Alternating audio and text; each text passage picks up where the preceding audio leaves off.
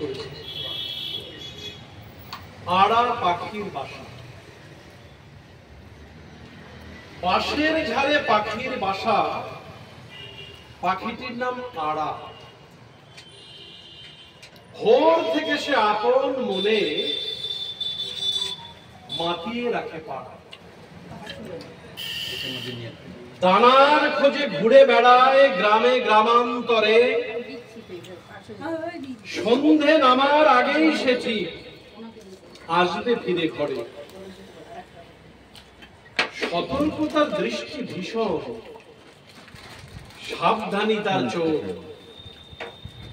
এপাশ ওপাশ তাকিয়ে দেখে, দেখছে নাকি লোক। গুলতি নিয়ে আসছে কি কেউ, নাকি ধনুক তীর?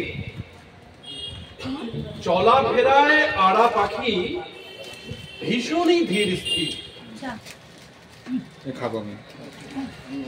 একদিন সে দেখলো হঠাৎ অনেক লোকের জোর মিছিল করে যাচ্ছে বলে, ভোট ভোট ভোট।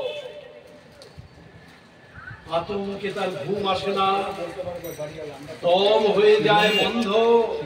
হঠাৎ কেন গ্রামগুলিতে বারুদ বারুদ গন্ধ। পরদিন যেই সকাল হলো, হঠাৎ দেখি একই কুঠার হাতে লোকগুলি সব বাঁশ কেটে নেয়। সে কি আটকে ওঠে আড়া পাখি, ভেঙো না আমার বাসা। ভোট এলে কি মানুষ হয় এমনই সর্বনাশা? মিছিল হবে, ঝান্ডা নিয়ে লাগবে অনেক বাঁশ, বাঁশের ঝাড়ে আড়া পাখির বাসার সর্বনাশ। ঘর হারালো আড়া পাখি, বিনিদ্র রাত কাটে, মিছিল করে লোকগুলি সব ঝান্ডা নিয়ে হাঁটে। কে জিতবে কে হারবে সে তো ভাগ্য ফল। রাত্রি জেগে আড়া পাখি ফেলছে চোখের জল।